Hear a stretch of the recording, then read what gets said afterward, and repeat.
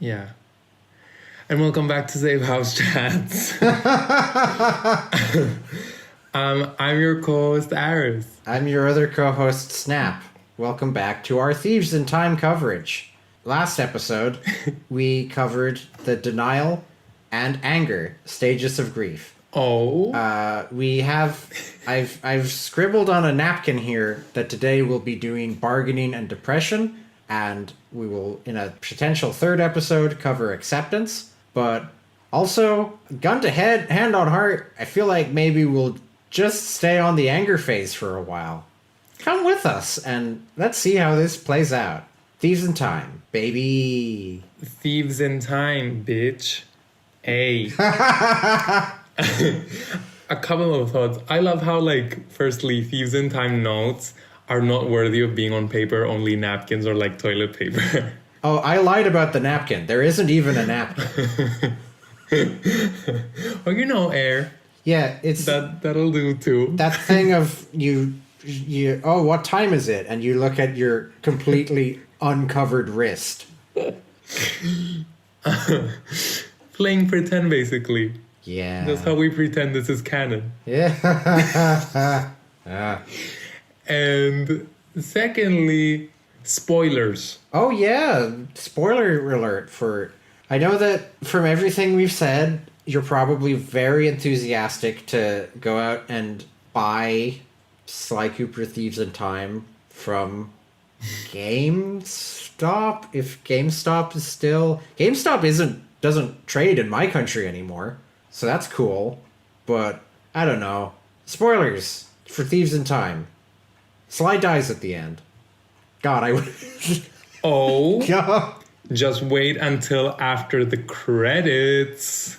Mr. Sly Cooper expert. That would be great. What if Sly just died? On screen. At the end of... But not even at the end. Just at the beginning. You're halfway through on a completely ordinary mission. We're starting really strong. This is great. What if Tennessee actually accidentally shot Sly? God, Pulp Fiction. He's just gesturing too hard while holding a loaded, unsafetied gun. And he just... Yeah. Just my favorite episode of Gargoyles. Please share. Oh, okay. I'm happy to talk about anything that isn't Sly Cooper Thieves in Time. Gargoyles was a 1990s animated series on Disney Channel that was a deliberate, answer to Batman the Animated Series. And it starts with a made-for-TV movie that, in reruns, was run as 5 individual episodes. You weren't kidding, though. Episode 6, which is the first normal episode of Gargoyles. One of the Gargoyles goes to the movie theater and watches a Western, and he's voiced by Bill Fabergé, who is Patrick Star as well. So he's like, whoa, cowboys and guns are cool. So he goes to the apartment of Elisa, their NYPD detective friend, their one human ally, and she has left her gun lying around, and he's like, oh, cool, a gun. And he accidentally shoots her, and she collapses in a pool of her own blood. The doctor, she's rushed to hospital, and the doctor has a whole monologue about, it went through her body and, bounced off her collarbone and went back through her body, and 1 inch to the left, it would have destroyed this organ. As it stands, it damaged that organ. And it's this horrifying... It was deliberately an attempt to terrify children into not touching their parents' guns. Because obviously in America, guns are just lying around in people's houses. And we have to, through the medium of children's animation, scare children into knowing gun safety. Welcome back to our Gargoyles podcast. I like David Xanatos a lot. Yeah. I believe the term is filibuster. If I can just keep talking about Gargoyles uninterrupted, I gotta do 2 hours of this, but we can do this. Fuck. Oh god, I'm immediately blanking. Brave face on, game face on, because it's time to talk about turning Japanese and not gargoyles. Okay. Thieves in Time, bitch. Thieves in Time. Thieves in Time, baby. I think we covered this in the last episode, but just the fact that it's called Turning Japanese, which is a reference to a song from 1980, is like, already, okay. Didn't put a huge amount of thought into this, did you? And it turns out, they didn't. Shocker. Can I just, say something? Yes. Which might be controversial. Hit me. I genuinely, something I hate as much as the worst things about this game, like the belly dancing, obviously, something I hate as much as those, very obviously, hateable moments. Spark Runner. Her too. I loathe the fact that they've made Ryoichi the inventor of sushi. That's racist, right? That's a fucked up thing to just be like, oh yeah, here's my Mexican cousin. He invented the taco. Like, what the fuck are you talking about? What did the British ancestor invent? Stealing other people's spices. Colonialism. This is my great-great-uncle Mario Cooper. He invented hot steaming pizza pie. Shut up! You are correct. You're correct to bring up this detail. Because it is, A, borderline racially insensitive, and B, it really speaks to... We have praised Sly Cooper multiple times for its very unique sitting point between cartoon and crime drama. Part of why Thieves in Time doesn't work, but for some people it kind of does, is it's just 100% on the cartoon scale. So some people are just like, yeah, Sly Cooper, it's a cartoon game. I like cartoons. I love Looney Tunes. I watch Pepe Le Pew all the time. And here we are with, this is Looney Tunes type shit, that we have a Japanese character wander on screen and he literally invented sushi. I have no words. Yeah. A master thief who is also the inventor of sushi, and he sneaks out of his sushi restaurant at night to pull some cool heists until he gets caught and gets sent to prison. You know, it's famously easy to run a sushi restaurant with, to half-ass it, to just have it as a thing that you kind of do for a couple hours a day, but actually your passion lies elsewhere. Sushi restaurants, they run themselves. Also, don't they have a mural that depicts the Ryoichi inventing the sushi, and he saves a shark, and then the shark teaches him how to cut him up? The shark teaches Ryoichi how to cut up himself, the shark. So he was generally speaking, in a lot of these anthropomorphic universes, you can assume that oh, fish and bugs don't have souls. So the predators just eat that. Don't worry about it. I'm pretty sure that's what Zootopia explicitly said in side material. That shark could talk. He had big expressive eyes. And Ryoichi ate him. Which again, Ryoichi... cartoon. Sorry, you mean Ryoichi was best friends... Yes. ...with him and then sacrificed him for the sake of sushi, because he is the inventor of sushi. Yes. Ryoichi Cooper, by the way, was best friends with Hanna-Barbera's titular character Jabberjaw, which is a shark. And he taught him how to make sushi, but in that process he was oh no, you're gonna have to kill me to make the sushi. Yeah. This is your final test. If you can't kill me, you don't deserve the secret of sushi. Kind of bleak to have this existential crisis side plot hidden in the sushi restaurant in Thieves in Time. I'm not crazy, right? Like, Sucker Punch didn't ever say Ryuichi invented sushi. That's a Sanzaru idea, right? Yes! Okay. Are you insane? Just checking. It hasn't even been like 20 minutes and the brain rot has already begun to grow. I also love how there's just like no logic behind, practically anything in this game. A tiger who's wearing a tracksuit who came from the future has convinced the people of this village in feudal Japan that Ryoichi's sushi restaurant has the customers having like food poisoning, so it's time to close it down. Yeah. If there's one thing feudal Japanese peasants love doing, it's listening to foreigners and inventing health codes. I have a very serious question about El Jefe, who is generally agreed to be one of the stronger points of this entire game. But not strong himself. No, just stronger point. Why is he from the Caribbean? Why is he Latin American? Why is he a Central to South American, presumably socialist? Hard to tell exactly, but clearly that is like a Fidel Castro-style military uniform. Why? It is? Yes, the cigar.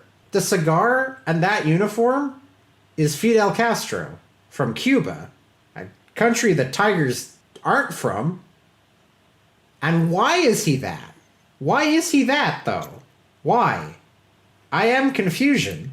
This is, I think, Sanzaru's attempt to do that thing I was just talking about like it's a cartoon, but there are real-world elements. So, like, the Contessa is a spider, but she's also a scary psychologist with a degree. I think they were like, oh yeah, okay, so this guy's a tiger, but he's also Fidel Castro. But why is he Fidel Castro? What has that got to do with anything?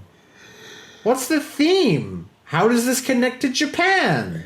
Why is he a tiger? We've already had tigers. You could have had him be a leopard or a jaguar, but he's a tiger from Cuba. Question mark. Even El Jefe, it just means the boss. Again, the first draft energy is so strong. What should we call the boss of this level? He's from Cuba, right? Oh yeah, obviously he's from Cuba. How about we just call him El Jefe? And we'll think of something better later. I'm like genuinely losing my shit thinking that is actually what happened. That someone asked, what should we call the boss of this episode? Oh, I have an idea, the boss.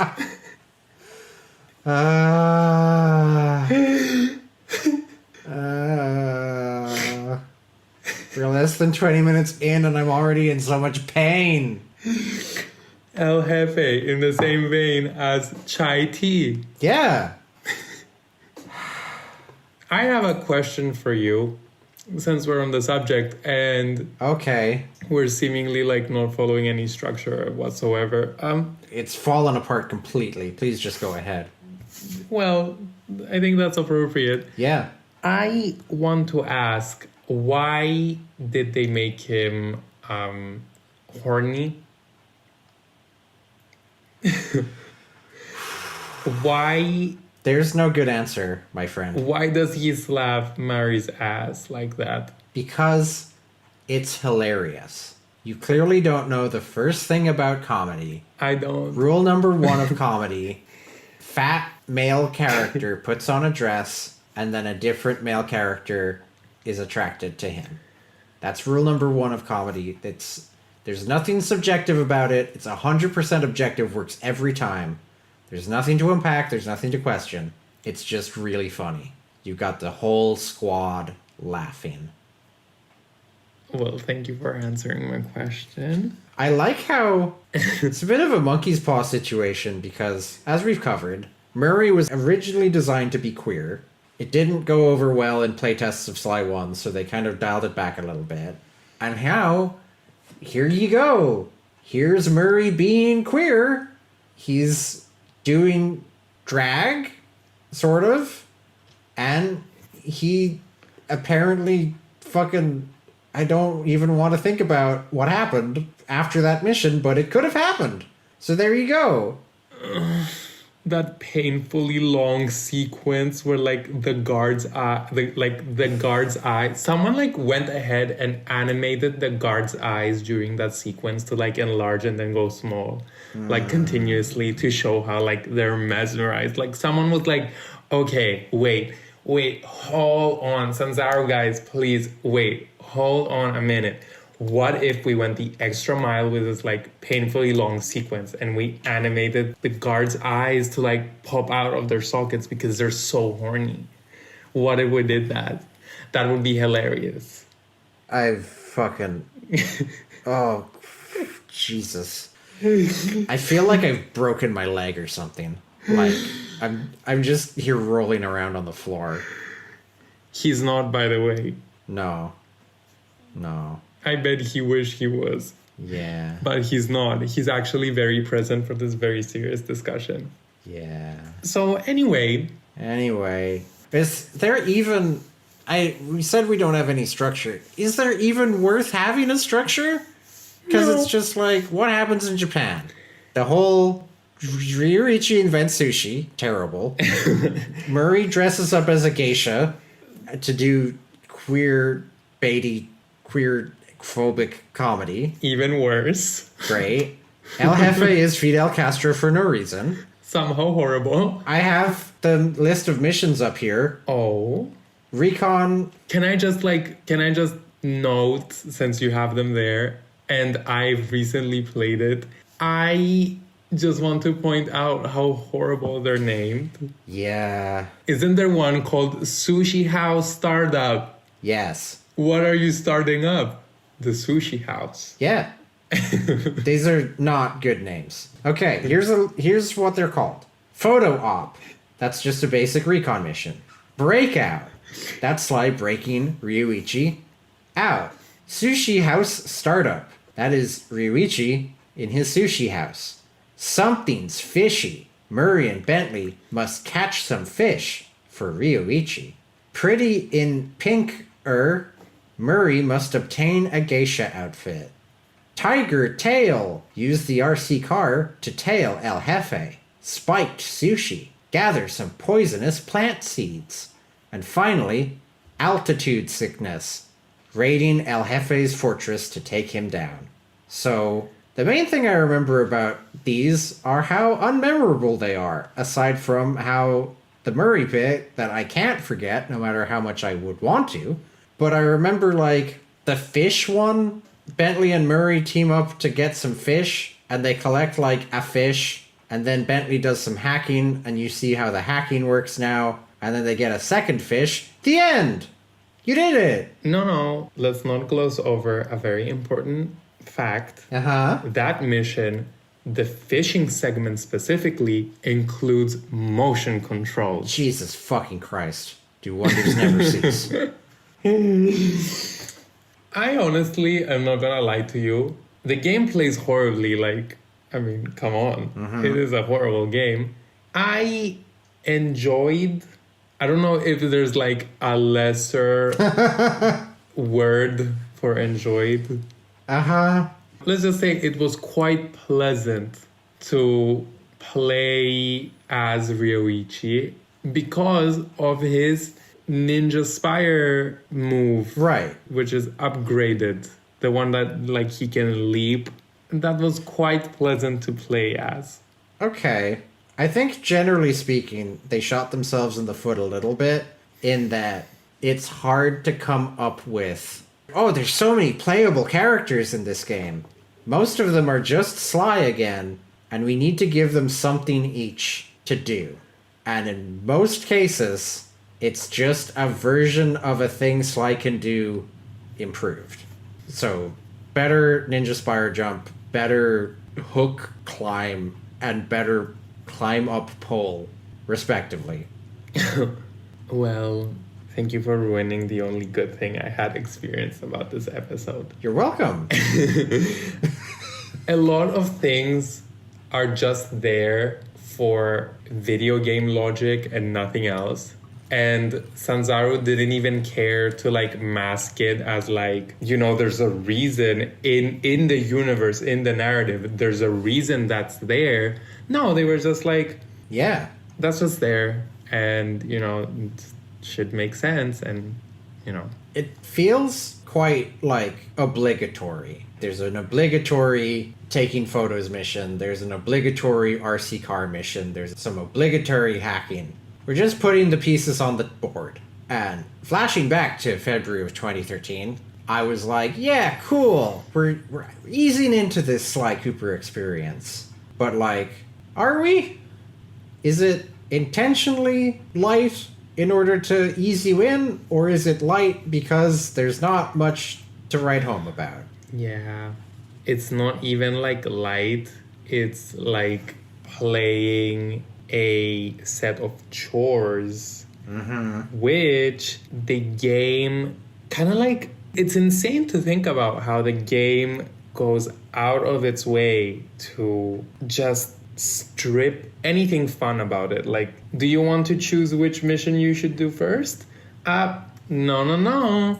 It's gonna be linear from like going onward. So we're gonna just like choose for you. Even shit like that, like, why? I don't understand. Why? Yeah. Because they needed to tightly control the narrative experience to give you the best possible result, which is Sly Cooper Thieves in Time. Yes, you wouldn't want to be getting like mixed up in the like layers of the plot. No, of course not. You really have to grasp El Jefe's character. Yeah, it's very intricate. He is full of depth. Yeah, the way that he smoke a cigar. That's one thing. Yes. By the way, did you know Ryoichi Cooper was the inventor of sushi? I didn't. Hey, does El Jefe have fire and lightning powers? Why don't you check the wiki? Okay. Because I wouldn't know. You played the boss fight. He's voiced by Nolan North. That's nice. I have played it. Oh, there's a lot of citation needed on this wiki page.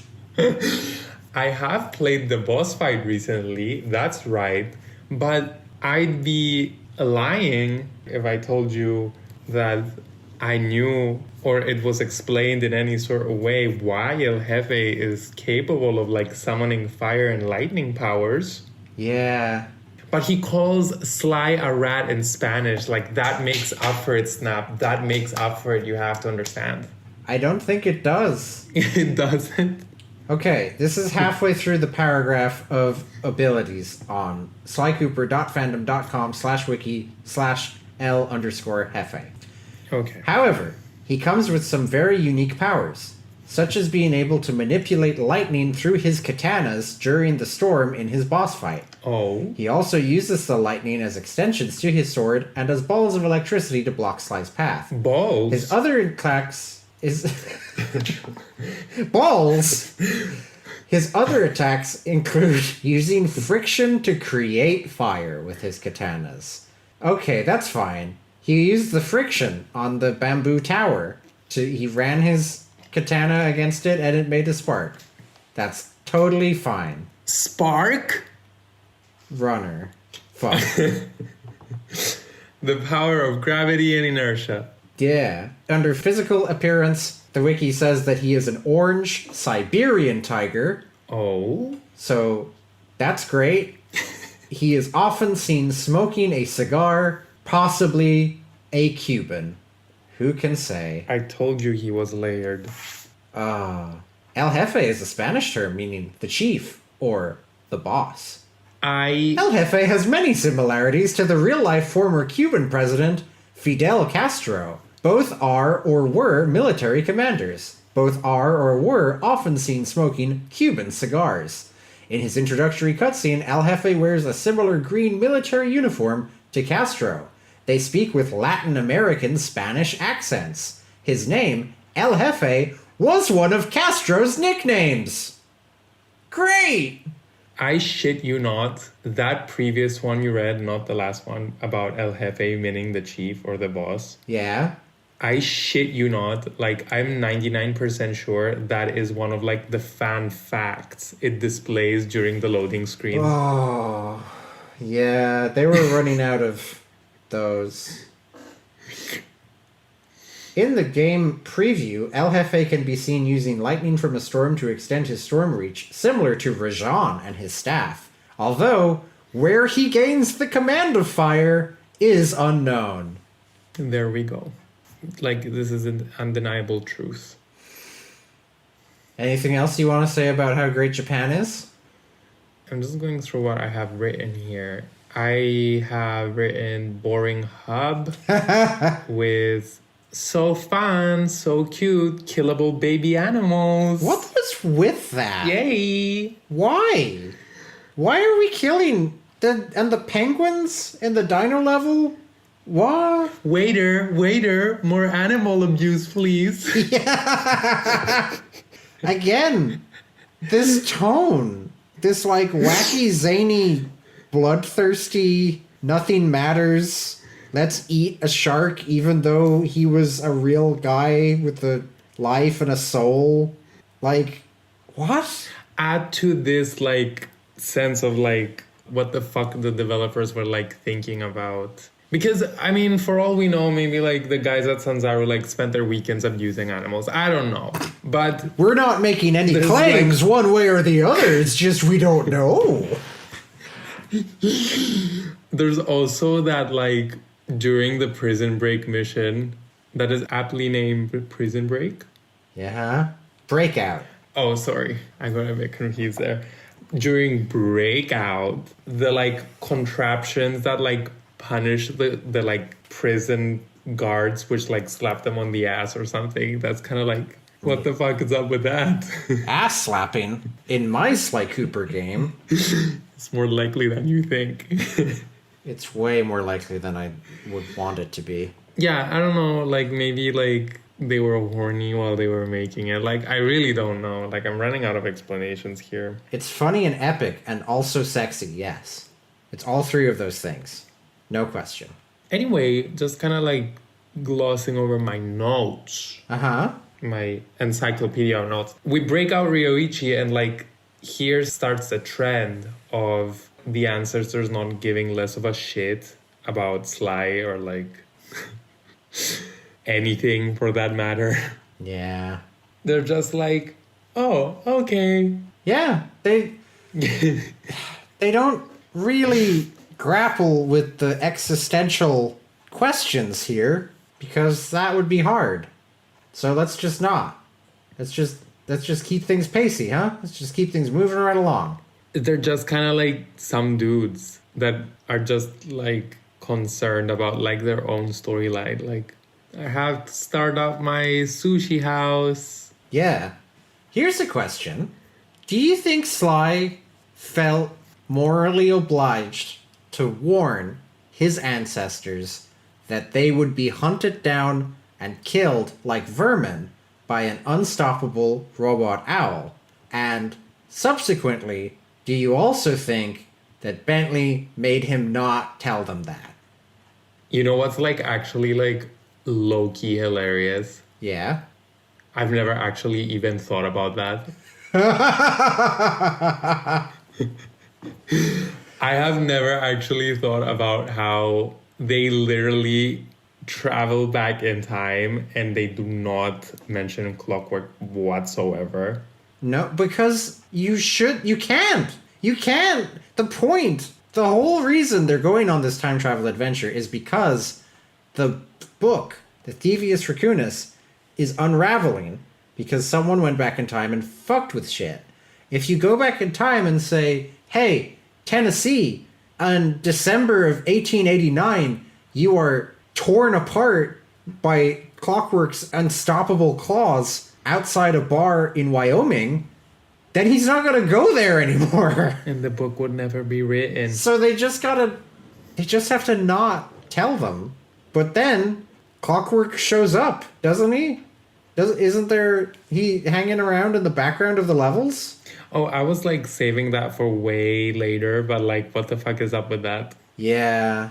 And then they didn't do the sensible thing of omitting him from the dinosaur level, which is stupid because that means that so he's just there. Either he was a robot in the Ice Age, which when I say it like that, actually it kind of sounds cool, but it's not cool. Shut up. Or he's doing his own time travel separately. And either way, he's just, in the words of the Bard, he's just standing there menacingly. As a baby. As a baby, maybe. As a baby owl. Yeah.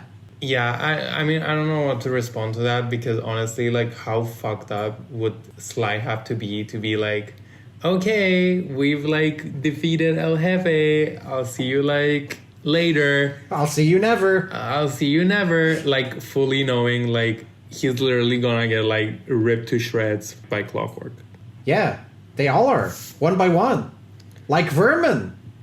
But to be fair, to be completely fair, that kind of like comes with like it's kind of like an unavoidable aspect of the premise. It's not like Sanzaru was gonna like ever tackle that. There's no way to sidestep this, which is why I think you might have been right in saying maybe they should have just not done it. I am on record. I love Sly Cooper and I love time travel. So I was really hyped for this as a child and then as a much larger, older child when it eventually came out. But maybe there was no good way of doing it. Yeah. I think the writing was on the wall after like they tried to do it once and they scrapped that project. I'll ask you something else since we're getting into the habit of asking questions. Sure. Mine is not very like existential crisis, but I don't understand, and maybe you can help me understand, why is the whole point of the game saving the ancestors and yet Bentley puts them right in the line of danger? It's not saving the ancestors. It's saving their legacy. Saving this cold, inanimate book that they all died writing so that they could have it, and their big, cold, empty vault full of pointless trinkets that Sly walks away from so that he can get together with a hot cop lady who can bench press him. But forget about all that because the book is so important. And also maybe the universe will collapse. They kind of skirt around that a little bit about like, you know, collapsing the time stream. That would be an excellent reason to fix it because everyone would die. But they don't. I don't remember how much they stress that, if at all, or if it's purely just in terms of, oh no, the Cooper family name is suffering. We can't have that. Oh, okay. Thank you for answering my question. Sly 3 didn't have a theme. It didn't have a thematic ending. It was about doing cool shit. And look, here's more cool shit. You're welcome. Hey, Cooper, how do you like my crane style? I kind of like that. It's stupid in a way that's endearing. Unlike 99% of this game, which is stupid in a way that is horribly off-putting. It's funny because he hit him with a whole crane. Yay. Okay. So maybe the title of this episode should be Acceptance After All. Yeah. We'll get to the other joke I like. Singular. The other joke. There's two jokes I like in the whole game. And they're both not great, but I like them. And that was one of them. Does it involve belly dancing? No. Don't even joke about that being the joke. I take jokes seriously. Altitude sickness ends. El Jefe is dusted from Sly. Yeah. A competent boss fight. Thieves in Time, bitch. And sorry, I forgot his name. What's the main villain's name? Well, we don't know yet. The Paradox. It's a mystery. Yeah, sorry. Le shadowy figure driving a huge blimp. I love blimps too. I love time travel and I love blimps. So this is about time traveling blimps and I'm fucking shit. Fuck. Go on. Ah, yes. My favorite Nicki Minaj verse. Oh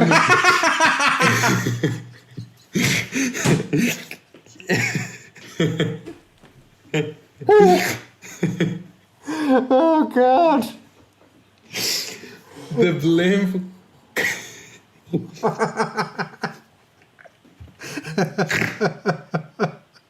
That took me out. Sorry. I'm sorry. The blimp. The blimp. Yes, the blimp. The blimp has also a time machine. Yeah. It's so cool. It's so cool and epic, and I love it. I want one. It comes over the area where we fought El Jefe to collect Ryoichi's cane. That's great. And following the trend of just video game logic not making any sense and just being there for the sake of it, the big bads, rat guards, just casually drop a sheriff's badge. Yeah, they walk up. The scene could have just been a rat walking up, taking the cane out of Sly's hand and trading him the sheriff's badge and walking away for the amount of, like, what Sly accomplishes. That always sucks, right? In a video game where you're in control of the character and you're doing great, and then they take control of the character away from you and he fucks up. That wasn't me. That wasn't my idea. I was handling this just fine. So thanks for that. Ugh. I said it last episode. They play this card here, and even here in retrospect, it's not good. But like, oh, we're doing something. We're establishing the villain, I guess, even though that wasn't the villain, that was just a guy. And then they just do it 4 more times. I don't know how they could have possibly thought that would be satisfying for the player.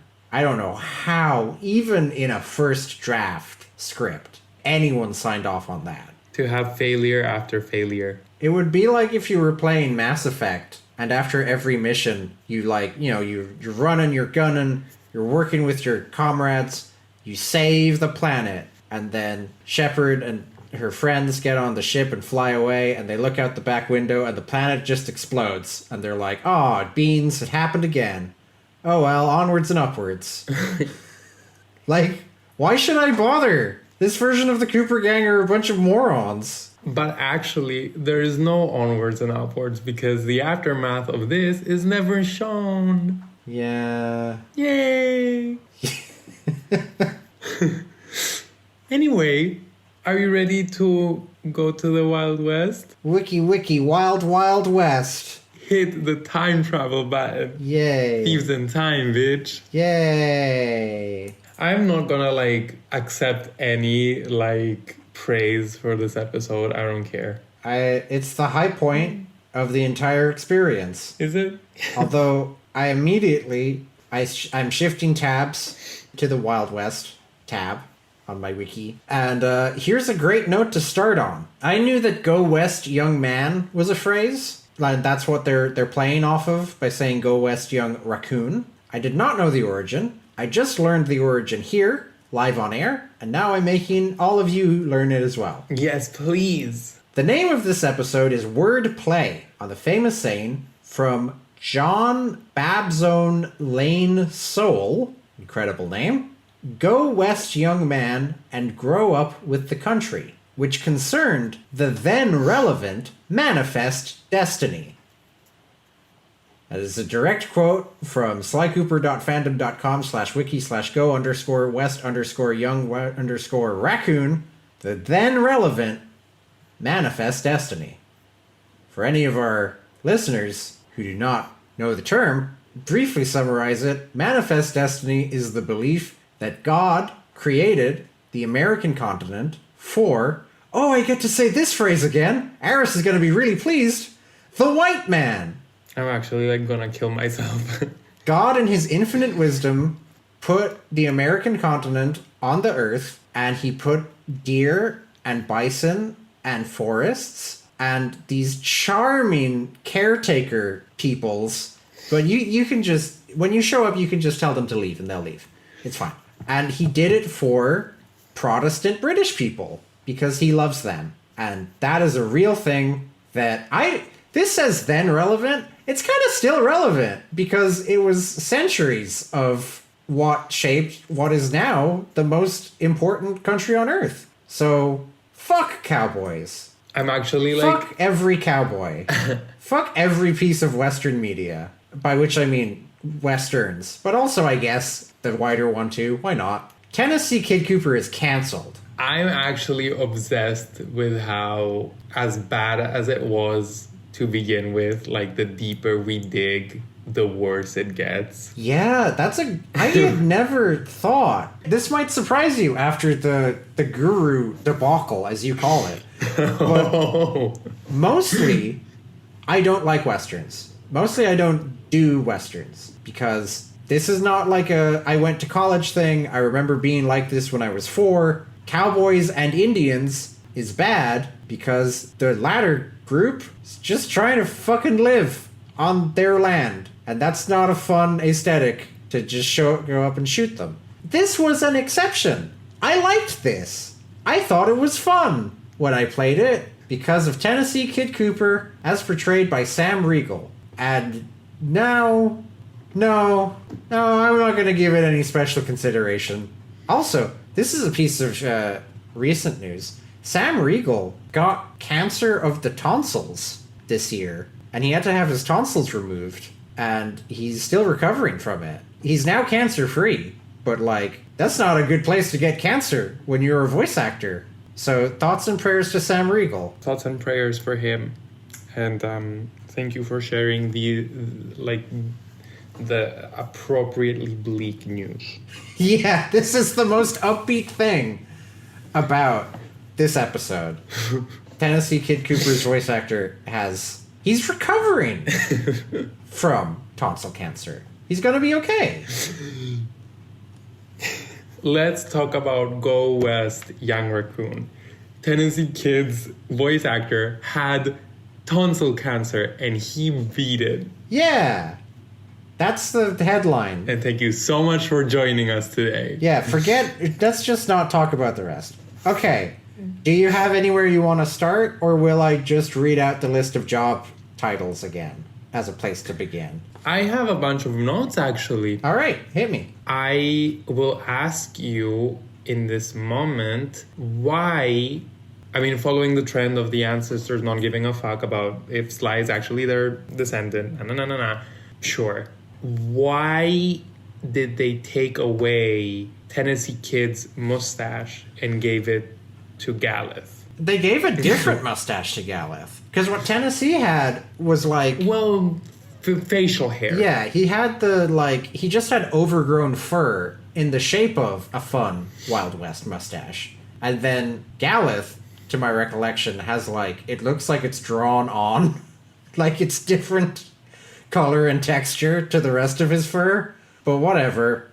It's weird. It's weird to me that because he has a great design in the trilogy. I love his little mustache. I love his little bowler hat. I love his twin pistols with the Cooper Kane hilt. And instead, here, he has a passing line about oh, my pistols are in the shop, or he fucking pawned them for opium or whatever. So instead, he has a rifle that functions the same as everyone else's cane.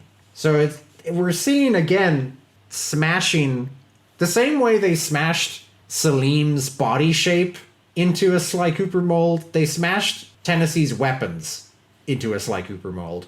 As for the redesign in general, I guess maybe just from the way they were writing him and from the way Regal was voicing him, they felt that he was younger, so they made him younger. But, I don't know, you can be pretty unhinged in your 50s if you try hard enough. What the fuck? As promised, and before I forget, the other joke that I like, that is a bad joke, when people are like, no, that's bad, I'm like, you're right, but it did make me laugh. During the jailbreak mission, Bentley tells Sly over his comm piece where to put the dynamite, and Sly replies out loud to Bentley in the presence of Tennessee, who, understandably, does not understand what a earpiece is. And Sly says that he has a friend talking to him. He has a voice in his ear telling him where to lay the explosives. And Tennessee replies, and I quote, "I have voices in my head telling me to blow things up too. They ain't never been wrong so far." And that made me laugh, and that endeared me to his character. But it's not what I would call the pinnacle of tactful mental health representation. Here we are. I'm tired. What's your favorite Thieves in Time joke? What?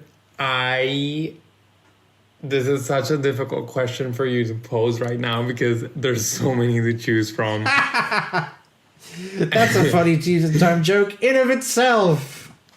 Yay. Yay! I realized that many of my notes on this episode have to do with the mission, so feel free to name them right after I read this note. Please. What is your opinion on Toothpick?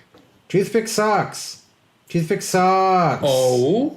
Toothpick is, like I said, El Jefe, huge quote marks, is a stronger point of Thieves in Time, because henceforth, all of the villains are just X but worse. So Toothpick is a mugshot, but worse. Instead of a guy who wants to be a gangster because he watched Marlon Brando movies, Toothpick is a Eastern European armadillo, square that fucking circle for me, who grew up in Lithuania watching westerns and then became a bank robber because they rob banks in westerns. And then he met Le Paradox, and Le Paradox was like, "I need your help with a project." And Toothpick was like, "Do I get to be a cowboy?" And Le Paradox was like, "Actually, yeah, I'm really glad you asked me that, because the answer is surprisingly yes, you do get to be a cowboy." And Toothpick was like, "Hooray! This makes me expand to gargantuan size." If you know what I mean. I wanted to be a cowboy, babe. He does. I'm sorry, I can't help but be utterly obsessed with, like, I'm so tired. I was about to, like, start speaking Greek. I'm, like, utterly obsessed with, like, the idea that a villain is, like, an Eastern European dude who is obsessed with the West. Like, that is exceptional for me. Yeah, like a reverse weeaboo. Someone who's obsessed with American culture. Yeah. Like, for me, that could, like, go so many ways, and yet, of course, the execution is, like, atrocious. Why can't he grow? What is the logic behind it? Why? Please, someone explain. Please, please. Someone explain it to me. Why can he grow to gargantuan size? I know this is something that really only I care about, but after the trilogy did such a good job of, like, linking animal species to nationality, what we have is a French skunk, a Eastern European armadillo, and a Cuban Siberian tiger. Like, wrong, and wrong. I'll grant them British elephant in that there is a lot of ethnically Indian people on the island of Britain because of the results of colonialism. So sure. And then, what if a black bear was black? Is a different thing Mr. to get Beast. into that we will get. Don't. Let's not touch that just yet. Why is it? It's like two different ideas slamming into each other in terms of this is the Wild West level. What will the villain be? An armadillo. That works. And this is the Wild West level. What will the villain be? Oh, how about an Eastern European guy who wishes he was a cowboy? That works. But you can't do both of those. And then also he can Hulk out. That just came in from nowhere. And he's obsessed with lollipops. Don't forget, he's obsessed with lollipops. He gets so angry when Sly steals his lollipop that he gets thrown into solitary, which isn't actually solitary. So Why is his name Toothpick? let's calm down. I mean, even the lollipop thing, like, it'd be amazing if there was like a juvenile aspect to the character, like part of his character being like he refuses to grow up, he wants to play dress up as a cowboy. No, like there's just a lollipop in a box, and then No. you just steal that and he gets angry. I don't know why. Side note, I was compelled to scream Mr. Beast when you said the grizz. You did the pose. This is an audio medium, so our viewers have to take our word for it. But Aris did the pose while going Mr. Beast. He's doing it again. I'm unhinged. I'm so crazy like that. I'm so kooky. Are you okay? Are you hanging in there? I literally feel like this episode has been like sniffing bleach or something, okay? Yeah. Anyway, you and me both. Go ahead and read the missions, bestie. Okay. The missions are under arrest. Oh. Sly needs to get himself arrested in order to free Tennessee. I would have never have guessed. Very quick note on that. I think I might have said this before. Sly is vandalizing one of the posters and he's like, just like in high school. Which you're like, oh, I guess you did go to high school at some point, you weird vagrant orphan. Mission 2, Jailhouse Blues. Sly must find a way to escape the prison. Mission 3, Cooper for hire. Tennessee needs to reclaim his firearms. Mission 4, Saloon Bug. Bentley needs to plant a bug in Toothpick's office. Highlight of the entire game, tragically, blind date. Tennessee needs to follow a runaway wagon to rescue Carmelita, who's here now. Jailbreak. Tennessee and Carmelita heads to the prison to free Sly, Bentley, and Murray. Grand Key larceny. Murray, Sly, and Carmelita compete in challenges to win 3 keys for Bentley. And Operation Gold Digger, Operation Gold Digger, reclaim the gold and take down Toothpick. They could not, for like the love of God, help themselves to not name that last mission Gold Digger. They could not. They could not. Like, No. even if like the FBI was like waterboarding them and torturing them, they'd still name it Gold Digger. Yeah. It's not even, there isn't even a woman involved.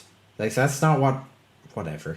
Okay, since you've read out the missions, I have a couple of notes actually. I've noted that during my playthrough, this was kind of like the point where I began to notice that the game barely makes use of its hubs. They're like mostly used for hiding collectibles. Like the majority of the game's missions actually take place in separate locations, like interiors. Yes. That's kind of like wasted potential. The trilogy would have used both. Yes. New interiors, but then also the hub world. My first note about the Wild West is nice hub. Oh, yeah. It's not bad. Oh. He could not agree less. Oh, it's fine. Nice hub. Shame if no missions were set in it. Well, shame avoided because actually there are missions set in it. Describe them. Well, you have to follow Toothpick as Bentley. That's so much fun. Yeah. Because Bentley is so known for being sneaky. He is now. That's why he has the follow mission. Yes. Then, I think I mentioned this in the last episode, but in, what is it called? Under Arrest? Under Arrest. Yes.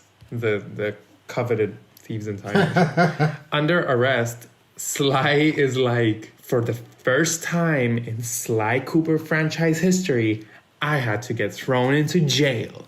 And I'm like, bitch, fuck you. Like, come on. The wiki Like, The wiki has your back on this, actually. I scrolled down to trivia, and it says, while Sly notes he would have had to let himself get captured for the first time in his career to save Tennessee, this is actually the second time. He previously surrendered to Carmelita when their temporary truce to take down Clockla ended, on the condition that Bentley and Murray could walk free. Citation, episode, Anatomy for Disaster, cutscene, The Getaway. yes.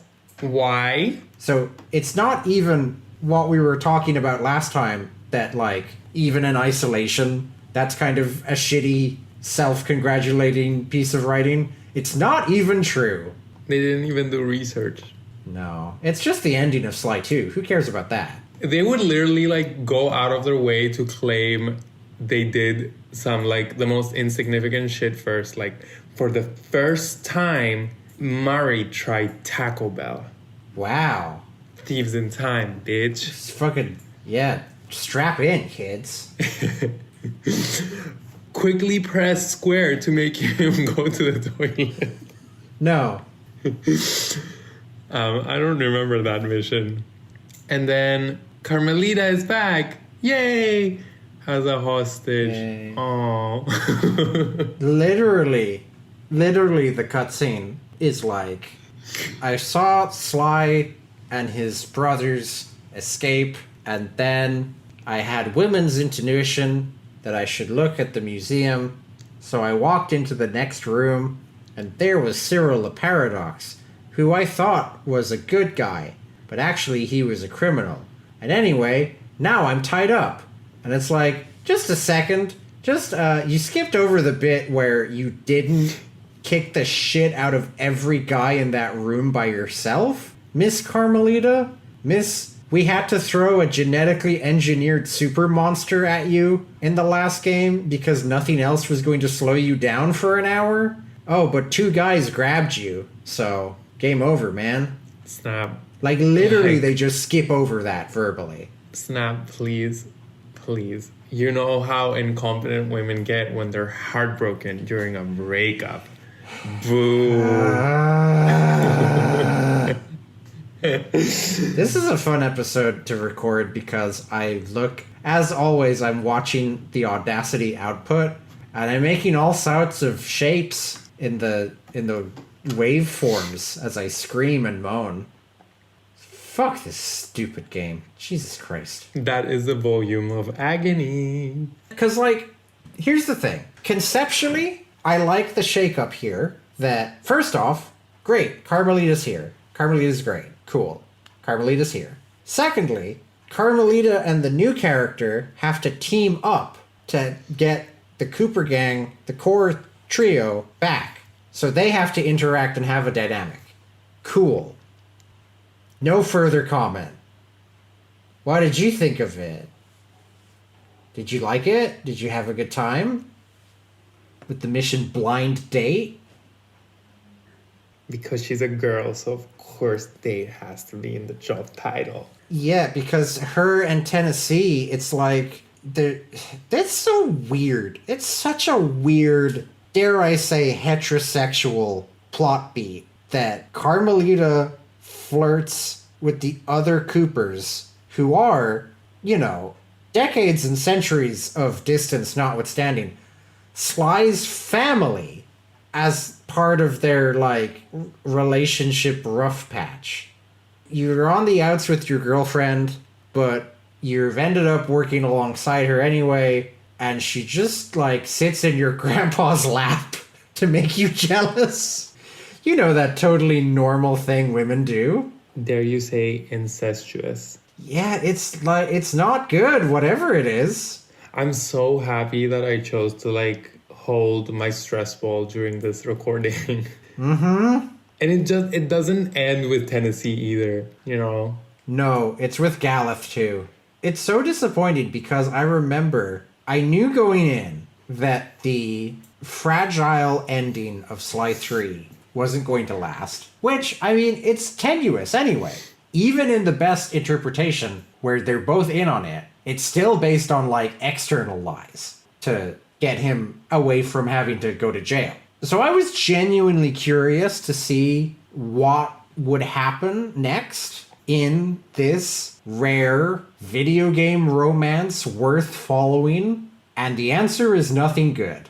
Nothing good. Nothing good. Since we're on the topic, by the way, Carmelita gameplay, but guess what? We're removing the mega jump. Uh-huh. Yay. No mega jump, and you can unlock different bullets in the unlock menu to shoot different. It's just back-to-back bullshit of having her get captured by the paradox of all characters. The paradox of all characters. Have her get sent to get murdered by Toothpick. So basically have her be a hostage. That's her proper introduction into the game. Have her be a hostage.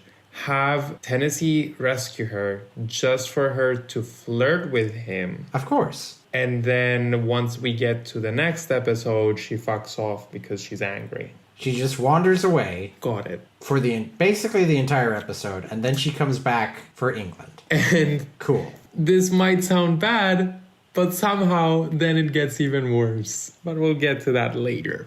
We'll get to that. God, I wish I drank. I need to abuse some kind of substance. This is not a good thing to do sober. The third part in our Thieves in Time coverage, we're gonna be drunk. We're gonna be something. Can't wait. Yeah. Care to comment on the paradox introduction? Oh, did she show up in this one? Well, in Carmelita's cutscene. Oh, yeah. It's so fucking... Again, just a microcosm of the quote-unquote writing in this entire game. I walked into the room, and there was Le Paradox. He had been to jail, but then after that, he was above board. So I was surprised. But then he captured me, and now I'm here. What? That's just like a bucket of words that you're flinging at the audience. The most important thing in storytelling is to tell, not show. Don't build up things. Just dump them on the floor and let them kind of ooze. Yeah. Remember how the original trilogy would, like, build slowly to things and let character details and atmosphere build up gradually? Yeah, me neither. Anyway. Sorry, I was questioning my sanity there. Okay. The penultimate mission. Yes. What is it called? Grand Key Larceny, for some reason. Okay. Grand Key Larceny, for some reason, is such a blatant ripoff of Canada games. Basically, the penultimate mission, as well as the operation, is like a blatant ripoff of both Canada operations. One being the Canada games, and then a heist taking place on a train. But the only thing it succeeds in is just reminding me that this game sucks. Yes.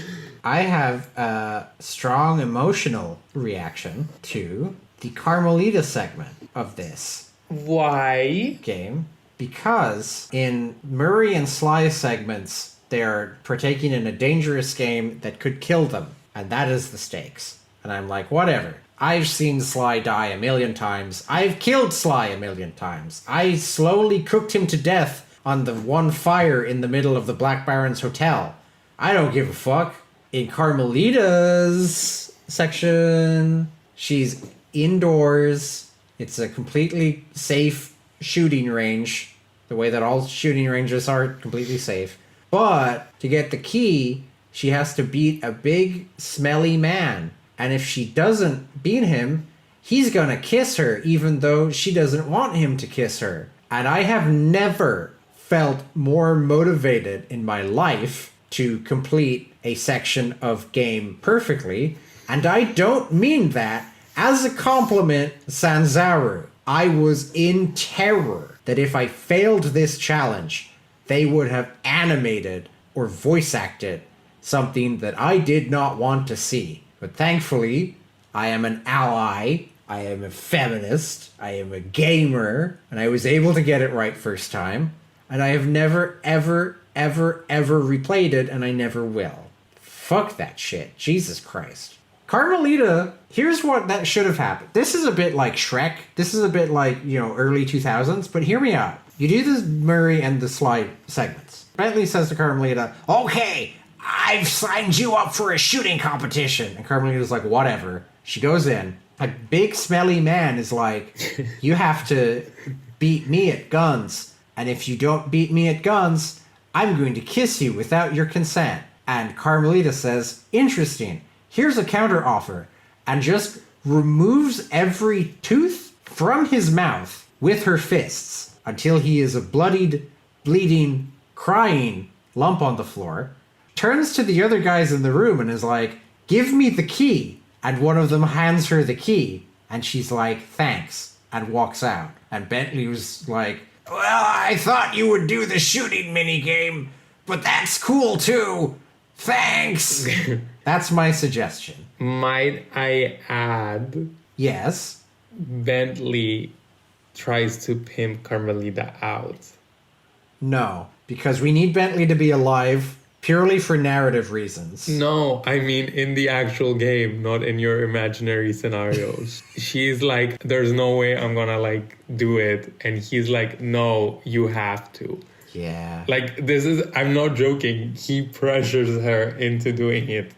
I have it written in bold. Well, that's how men and women interact. Women say no, and men say no, but you have to.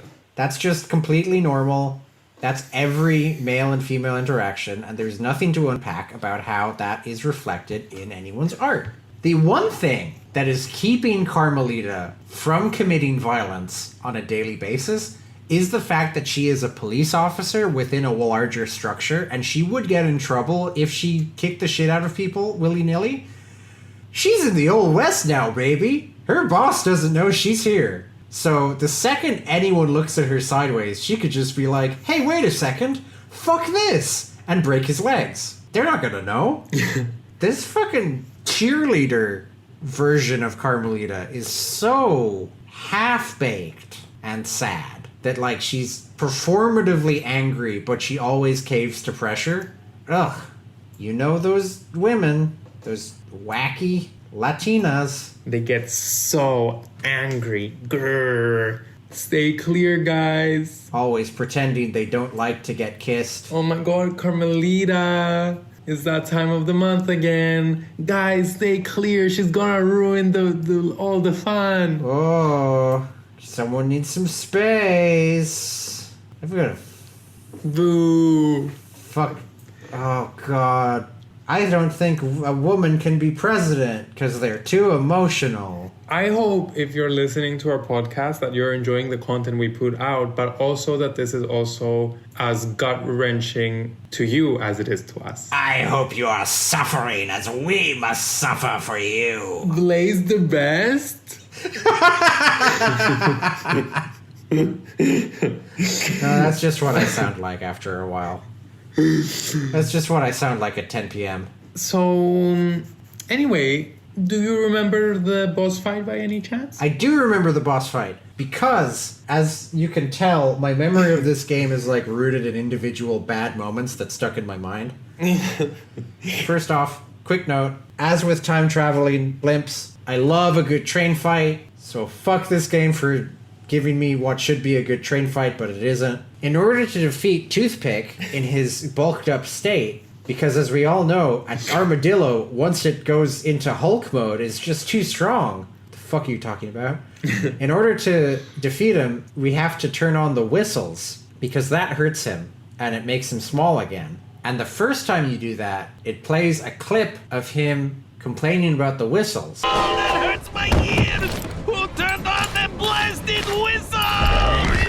But it's a video game boss fight, so you have to do it multiple times. And every time you do it, it plays the same clip of him delivering the same line with the same intonation. It's the same take. Oh, that hurts my ears! Who turned on them blasted whistles? And I'm like, just don't. If you only have one take, play it once. And after that, just play a clip of him going, ah, or something. Don't have him say the same full sentence the same way with the same camera angle. Oh, that hurts my ears! Who turned on the blasted whistle? Suffice to say, that does not immerse me in the moment. I love how it's like embedded in my brain. Yeah, mine too. Like, someone turn off that fucking whistle! Or whatever I the don't fuck he think he said says. fucking. That would have been great if they got one fuck word. Alternate universe where Thieves in Time is exactly the same, except in that specific cutscene, Toothpick says, someone turn off that fucking whistle. Oh, that hurts my ears! Who turned on the Fucking whistle? Why not? Can I just... Do you have access to your messenger right now? Yeah. What are you gonna do to me? Can I just say, I think during the editing process, I think you can put the full clip in, but just for like the sake of like the recording, I just want to say, side note, I can't believe this made it into the final cut of the game. Honestly, mama, this is garbage. Genuinely. Whoa. Oh. Oh, he's red. Why is he red? What happened to him? Because he got burnt. Okay. Because you didn't turn off that fucking whistle. Oh. What the fuck? I got nothing for you, man. Sorry. I don't know what to say. That's not good. I can only apologize and download it into my Safehouse chats folder on my PC to edit it into the episode later.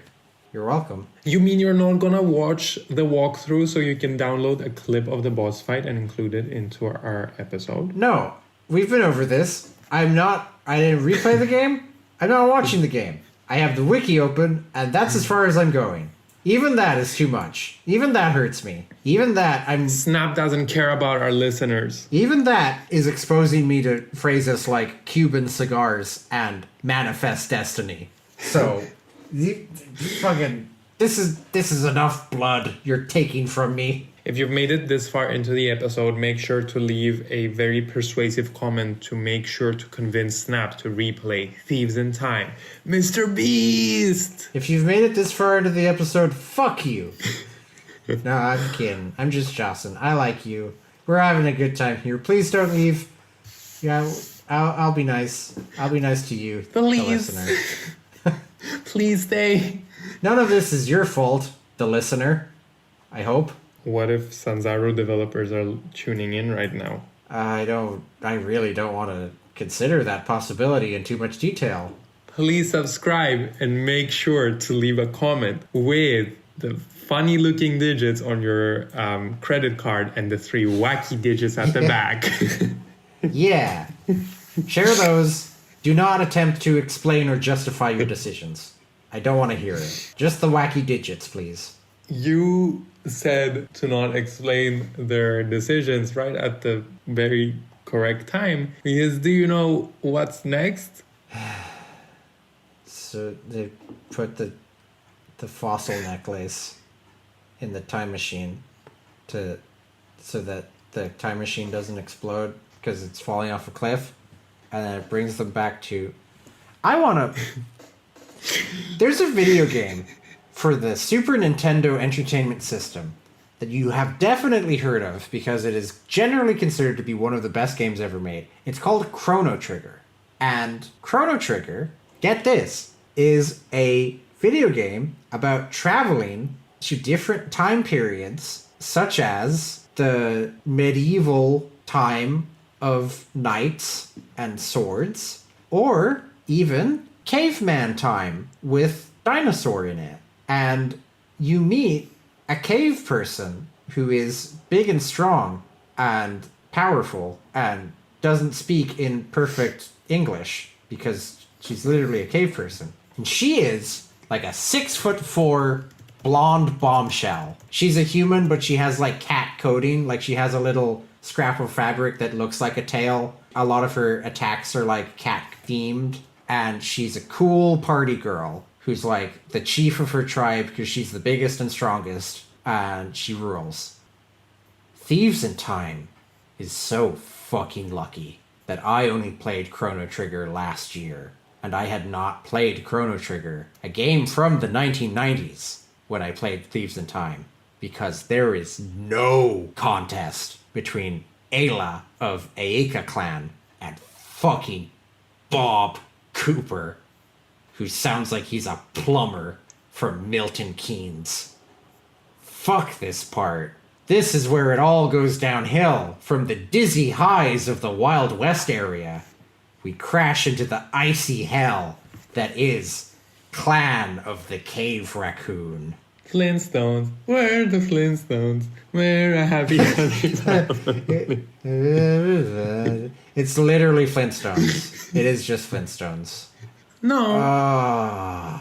Please put some respect on Hanna-Barbera's name. The title of this episode is a play on the title of the first book, Clan of the Cave Bear, from Gene M. Owl's historical fiction series, Earth's Children, which, likewise, I don't have quite the same passion for this, but years later, I was volunteering at a library, and I was in the fiction section, and I passed by a book that was called Clan of the Cave Bear, and I was like, oh, that's what that one Thieves in Time episode was referencing. Okay. Hello, Editor Snap here with a quick note, as pointed out by my wife. Clan of the Cave Bear is indeed a novel from 1980. It is, however, also a film from 1986, meaning that this is also a reference to a movie from the 80s. As we briefly cover in our upcoming third episode, no one in the Sanzaro development team has ever read a book. I assumed it was some kind of reference, and it was a reference to this. Okay. I'm literally like losing the will to leave, to like keep just going on as we speak. Yeah, you and me both, bud. You and me both. Can I just give out a little disclaimer? Please. Which we started talking about before we pressed record, which is that 100% I set out to play the game, but this is don't say but, like, you haven't even played it. Yeah, glass houses. This is the part that I was like, Aris, no, you're not going crazy. This game is actually making you depressed. So maybe stop playing it. Oh, yeah, there's no point harming yourself. So I was like, we don't get that many views.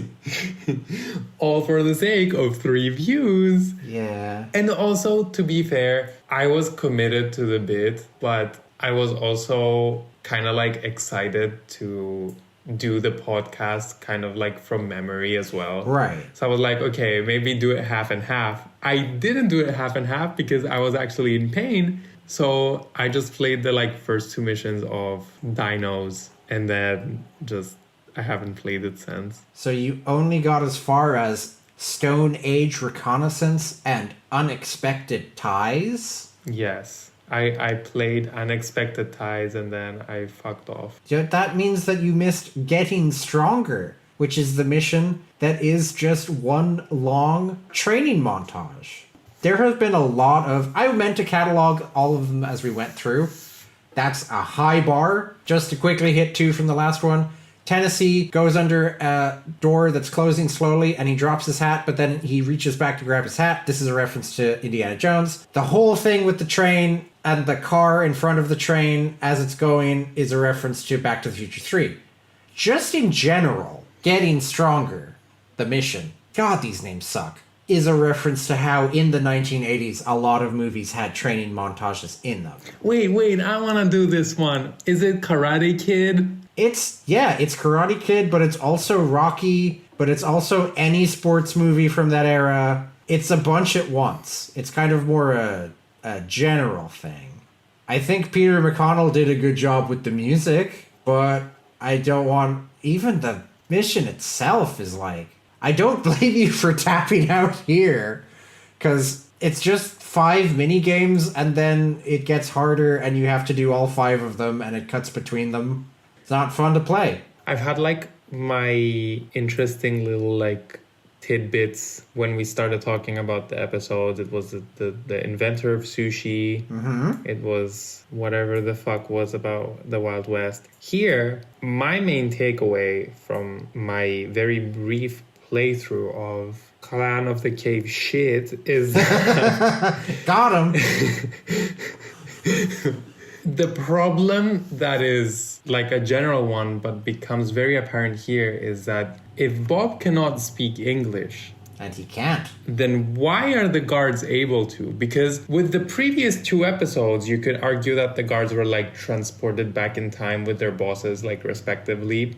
But here we have guards which are literally prehistoric animals. So it becomes apparent that the guards in each world, in each episode, belong to that era. Yeah. And yet they can all speak English and use slang. And they shouldn't have, because the only scene I remember of these guards speaking coherent English is explaining what happened to Billy, who then becomes Sly's new costume for this level. He dons Billy's corpse and unlocks jumping powers. Wow! Cut that fucking scene. Don't have that in it at all. Cut all of that. Cut every part of that and start over. Or don't. Just cut it. Just cut the whole game. Also, another side note, which we mentioned in the previous episode as well. I like the story beat of looking past the convoluted game logic of the time machine only works if you put an artifact of that era in it, and somehow it'll magically take you to the specific period in that era, even if it's like 100, 800 years long, that you want. The machine understands the craft that went into the object and isn't just scanning the dagger and is like, oh, that's iron. Iron was formed when the planet was created, and brings you back to the creation of the planet. Leaving that aside, I quite like the story beat of, oh no, the characters are in danger. Let's find something in the van to take us to safety. yeah. Maybe not have it be in an ancestor episode. No. Because what made Jailbreak so good was that they were torn away from their quest for the clockwork parts, and they just had to focus on getting out of jail. It was like an interlude. Yeah. Likewise, I do like that even just glancing over these mission descriptions, the goal here, aside from the stupid Bob Cooper bullshit that no one likes, is we have to fix the van. The van is broken. The van landed too heavily from our emergency maneuver. We have to gather up all the pieces that got knocked around everywhere, and we have to find material to fix it. That's cool. That's a fun thing to happen in your time travel story. Focus on that. Get rid of the fucking caveman. What if it had been, like, really desolate? Like, there were barely even guards, and it was all about natural hazards and stuff. Like a genuine change of pace. What if Carmelita didn't get benched because she's so angry? She has the woman emotions. None of these... This wiki very helpfully lays out who is playable in a given mission. Sly, Bob, Murray and Bob, Murray, Bentley, Sly, and then the operation, Sly, Bentley, Bob, and Murray. Go fuck yourself. Also, you mentioning last episode that they were kind of like, oh yeah, we gotta write Murray too. Yeah. We'll just give him like a storyline of being jealous of Bob, and that's gonna be the end of Murray. Yeah. We'll just shove it into the middle episode. What the fuck? And have it all figured out. What the actual fuck? Why is Murray jealous of Bob? Because Bob is big and strong. Bob is the only ancestor who is not Sly Cooper shaped. And he's Murray shaped instead. He's not even Murray shaped. He is rounder than Murray. He has more blubber.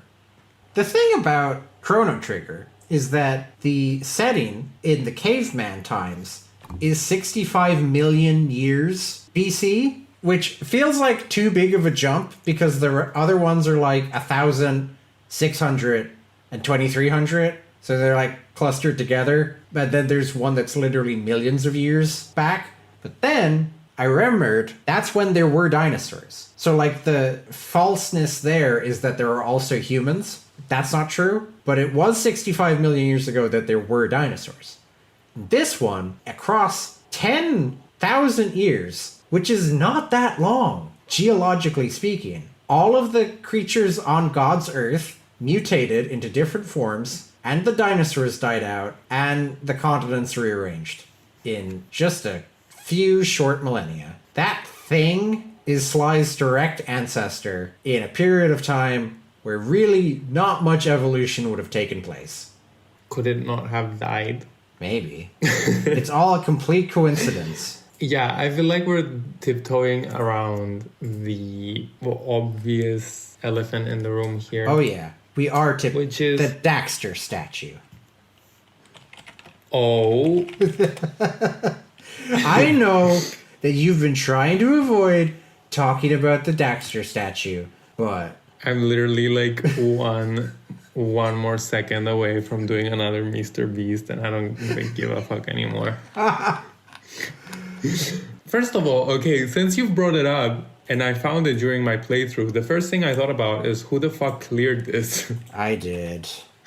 I 100%ed Thieves in Time. It wasn't worth it. No, who from Naughty Dog cleared the decision to have Daxter be in this fucking ass game? It's funny. It's a reference. It's a funny reference. We love funny references here. I have shown Eris a picture of. It's listed as Lutreta nivedensis, which is a funny joke. Literally shut the fuck up. Yeah. Someone turn off that fucking whistle! Oh, that hurts my ears! Who turned on that Fucking whistle? Yeah, it's like a whistle in my soul. Anyway, were you actually talking about the Grizz? Is it time for the Grizz? No, I was actually talking about Bob. Oh, yeah. First one, then the other. Bob sucks. Okay. Bob sucks. Bob is a terrible addition. Explain to me, not you, the game developers who are tuning in right now. Yes. Explain to me why. Why? Just why? Why? Because we wanted to do an Ice Age level, and we couldn't not put in an ancestor. That would be my guess. No, that's not why. That's not because. That's not the reason. I'm sorry. It's because, first of all, Sanzaru could saw the opportunity and they were like, oh my god, we're gonna have so much sex after this game releases. I don't think anyone said that. I don't think anyone has ever said that about Sly Cooper game development, ever. We need to make the first ever Cooper. We're literally making history. And not only that, but clarify that this is the first Cooper. We're not leaving... Have Bentley say, it's true. It's the first Cooper. Scientifically speaking, there's no doubt. Yeah? Take your time. Aris is opening and closing his mouth uselessly, unable to find words for this, and I do not blame him. I'll ask a question here. Please. He Mr. Beast posed at me again. I'll ask the question. Oh my god, there's just so many questions going on in my head. If Bob Cooper has no way of being recorded as ever existing, then how, pray tell, does Le Paradox and the Grizz know that there's a Cooper in this moment in history? How does he know? How does he know? Why is he there? Was that coincidence too? He sent out most of his lieutenants to deal with a specific load-bearing Cooper ancestor, but also he wanted something done in the Ice Age. And just like Sly's party, the Grizz ends up in the exact time and place. I feel like it's worth clarifying. The world is large, but they end up in the same fucking valley, all three of them. Sly, Bob, and the Grizz. And then when he saw him, he was like, oh, I better do that too. Like, what? Just cut this. And then... Please. Not only that, I'm just trying to put myself into the shoes of the... Developers? Yes. And say, first of all, okay, you've expressed your thoughts on a successful iteration of a caveman character in a video game, but just like with pirates, I don't know if cavemen have that huge a demographic. I'll put it to you this way. I've never gone wild for the Flintstones. I don't think there's a lot you can do with the Flintstones. Or Ice Age. Or the Ice Age. They are, by definition, quite limited in what you can achieve. It's stone and ice, respectively. So you go ahead and choose a caveman episode because, I mean, the ancestors are just so limited and there's not many to choose from. So, oh my god.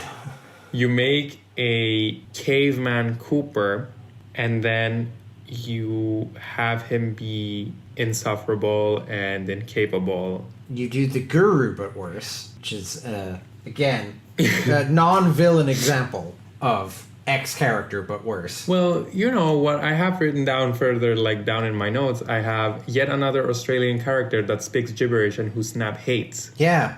And again, the but worse is important because at least with the Guru, they commit it to the bit of not having him be intelligible. You have to infer what he had said from the reactions of the people around him. In this, they don't even do that. They have Bob say, unga bunga, bunga bunga unga, and then they have the subtitles say, hello, my name is Bob Cooper, and I don't have a personality. Like, talk about worst of both worlds. I don't know why that got me. Because it's true. So please explain to me why. And then to call him Bob Cooper. Bob. Like, that's the cherry on top. It's funny, because he's a caveman, and do they literally... He does tell them his actual name, right? And they're like, that's too hard to say. We'll just call you Bob. Which is racist to cave people. So that's cool. I just don't know where, like, we can go from here. I feel like we owe our listeners more outrage, but there's literally not much more I can say. Like, oh, then pass the ball to me, because the Grizz is fucking horrendous. I meant regarding Bob. Oh, okay. Well, Bob is also horrendous. I think we've covered everything. Yeah. Okay. So, yes, please, by all means, let's talk about the villain of this episode. What if a black bear was black and voiced not by a black guy? I love you, Fred. You do great work as the Incredible Hulk in myriad Marvel animated shows and video games. But I have seen your picture on IMDb, and you do not appear to be African American, sir. So that's cool. Great job there. I hope you got paid well for this. I don't blame you, necessarily, but I'm definitely blaming someone. And the fucking, just to stay on topic, Dimitri but worse. We know this. It's not even Dimitri but worse. It's like literally blatantly copying that first like introductory cutscene of Dimitri. Almost beat for beat, yeah. But then they do it worse. And then, after all that, and sitting through his life... Because, like, a character that actually raps would have been something, but suffice to say that this fucking... I'm gonna take a shot in the dark here.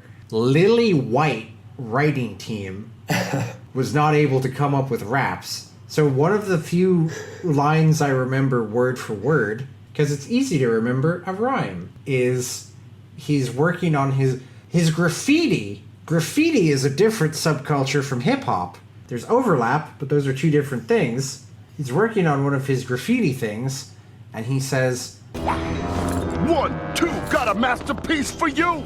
1, 2, another masterpiece for you. And it rhymes, because he's a rapper. Are you fucking kidding me? Is that what he says? That's a real line that I remember. 1, 2, got a masterpiece for you. I'm like done. And then, having established that he's a graffiti artist, which means he's a rapper, because he's black, you see, during his confrontation with Murray, he says, "All I ever wanted to do was ice skate." And then his boss fight is about ice skating. Here comes the Grizz. So they did not pick a lane for him. They just did whatever. Did the developers at any point just stop and question what they were doing? Their own biases. And just be like, maybe this is not gonna read very well. No, because it's epic and funny. And if someone doesn't get it, then they're just not funny. Like we're funny. Did you know that in the Grizz's introductory cutscene, he is described as a common street thug? Oh, he's one of the homies from the bad side of town. I think we all know who we're talking about. I bet he lets his pants sag and he doesn't even use a belt properly. Like, correct me if I'm wrong, but this is fucking racist. For my sins, I am on slycooper.fandom.com/wiki/grizz. And I've scrolled down to the trivia section. And it says, I had read this on TV Tropes, but it says here as well, and there's even a citation for it that links to one of the developers' blog posts. The Grizz was originally planned to be voiced by the late hip-hop artist Biz Markie, who did some demo readings pre-production, but Sanzaru chose the current actor instead. Biz Markie, to clarify, is African American. Oh, I clicked through on the blog post and it's gone. Never mind. The point is, this says that Sanzaru chose Fred Tatasciore over Biz Markie. TV Trope said that Biz Markie fell through for, like, scheduling reasons. I think someone came up to Biz Markie and was like, "Hey, do you want to be in a video game?" And he was like, "Yeah, I guess." And he did some pre-recording demo reading. And then it became clear to him that the game was bad. And the character was an especially bad part of a bad game. And he was like, "Oh, cough, cough. I'm driving through a tunnel. Sorry." And left.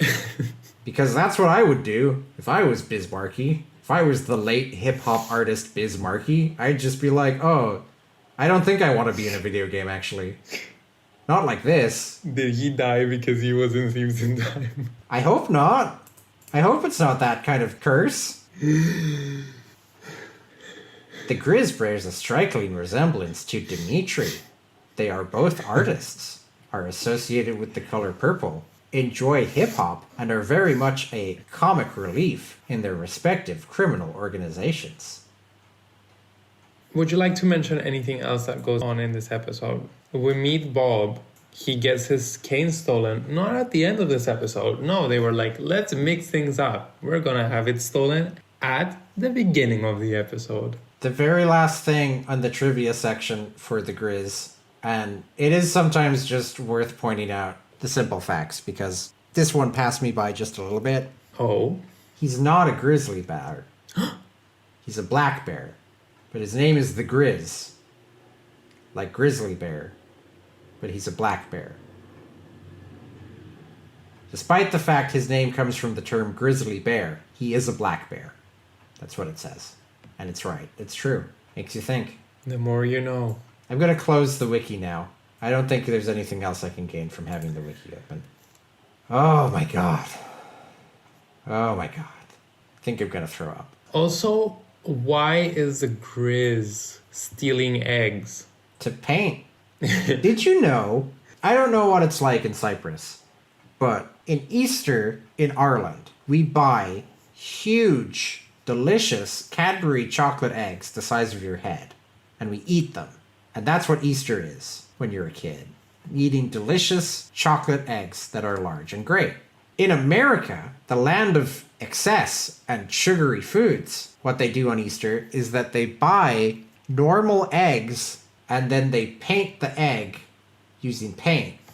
And then they separately eat like gummy sweet candy. Maybe.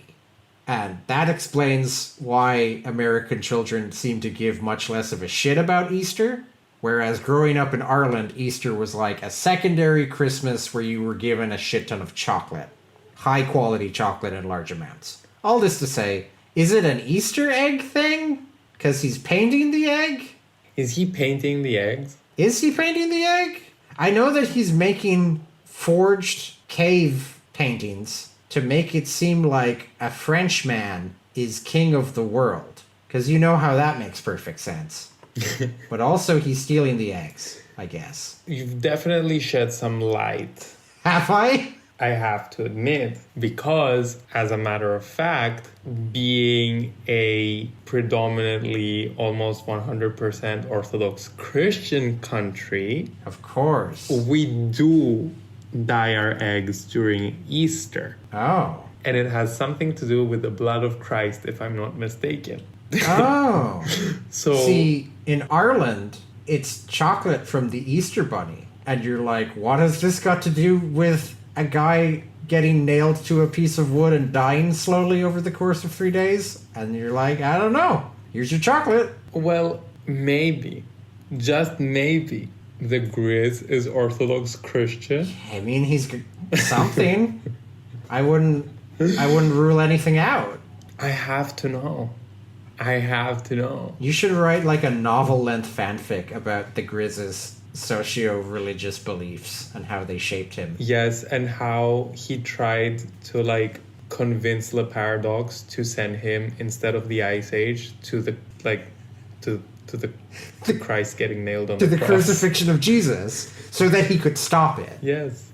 It's worth pointing out that the times in this game, 10,000 BC, 1001 AD, 1884 AD, before Christ, Anno Domini, they are using the Christian calendar. So there was a furry Jesus, and he was nailed to the cross, and a religion was created in his name, and it shaped the world for good and for ill in the millennia since. Personally, I think Jesus would either be a lamb, because of the whole Lamb of God is the thing that he's often called, at least in Catholic circles, or, keeping it on the Easter theme, he was a bunny. And that's where the Easter Bunny comes in.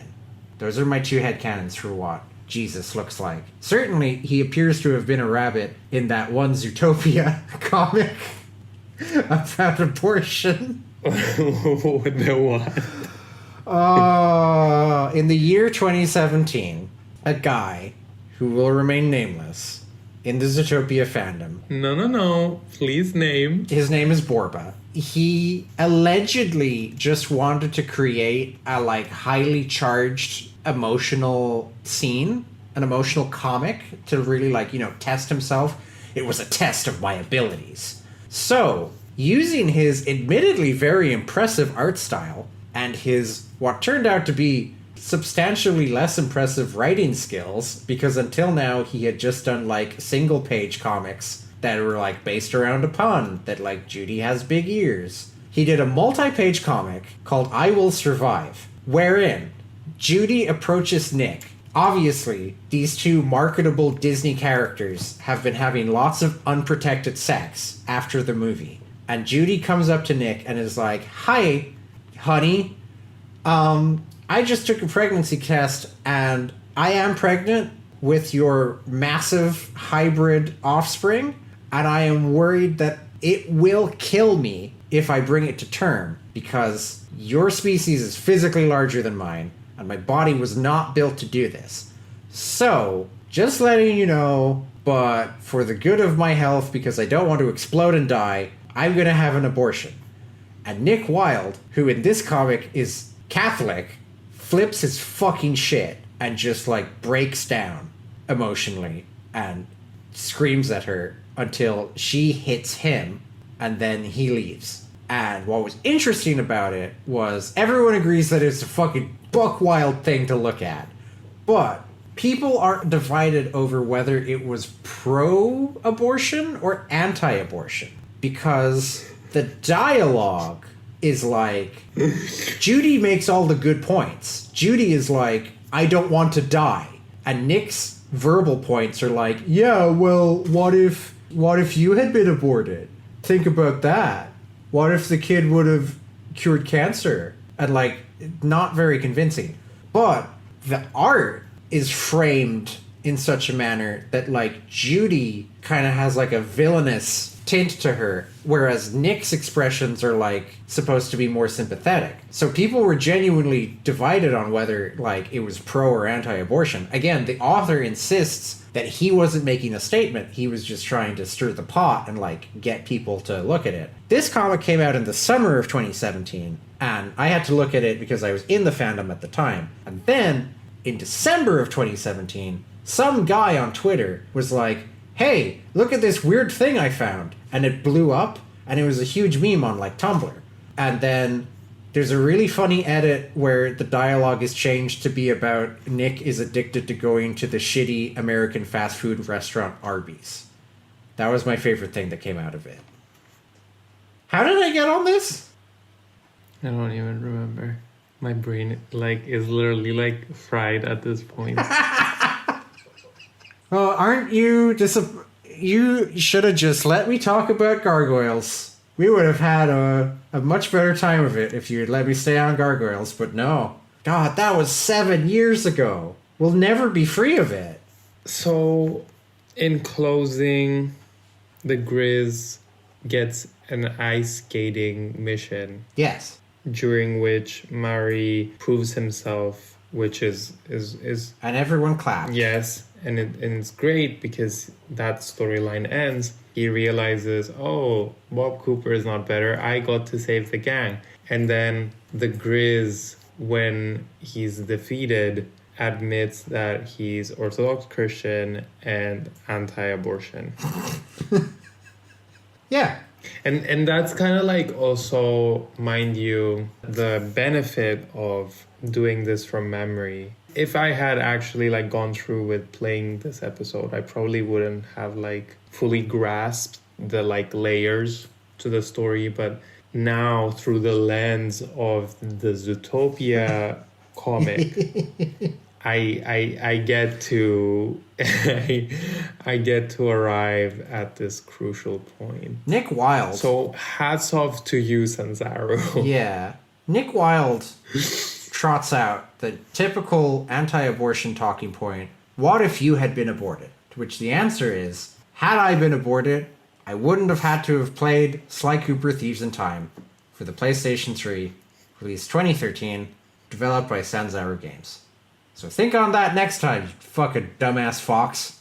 Here comes the Grizz. Here comes the Grizz, Mr. Beast. Here comes Mr. the Grizz Beast. Mr. Beast. Mr. Grizz. Can we stop now? Yes. I think we need to stop. I think this is what we both need to go lie down now. And we're still haven't even gotten to the worst parts. What's great about this game, what I love about this game, is that it starts off okay, it gets a little better, and then it's just a really consistent downward slide. Yeah. From this point onwards. Bob is a very sharp decline, and yet it's not my least favorite because what's coming is worse. The least favorite is very obvious, but I'd say that Bob and the Grizz, like the combo of both, Yeah. definitely rivals what we're both thinking. It's a deadly combination. This part fucking sucks. But we're past it now. Can I just say before we go, like, just to like close on this note, I remember when the game came out. Right. Or at least it was like a week before or something. Someone had leaked images of the game on the wiki. And when I was like 12 or 13, that's where I spent most of my time, on the Sly Cooper wiki. Of course. Yes, it makes a lot of sense in retrospect. Here you are now. And I remember, like, I stupidly, like, looked over everything. And when I got to the, like, Bob images that had leaked, I genuinely remembered, like, I had started crying. Oh, no. Oh, that's so sad. Not because it was horrible. But because... Not because it was horrible. It was because, like, I had spoiled it for myself. But, like... Oh. Yeah, I was like, shit, now there's, like, Sly 4 coming out. Oh my god, I've never actually called it that. It isn't. It literally isn't. And this is, like, a once-in-a-lifetime, like, thing. And I spoiled it for myself. Little did I know, like, over a decade later, I would cry again over Bob, but for very different reasons. I try not to think about that waste of skin. That big, blubbery boy. So what did we learn? Don't eat sharks, fuck Manifest Destiny, and rest in peace, Biz Markie. And also thoughts and prayers to Sam Riegel as he continues to recover from tonsil cancer. Thinking of you, Mr. Sam Riegel of Critical Role fame. Someone turn off that fucking whistle!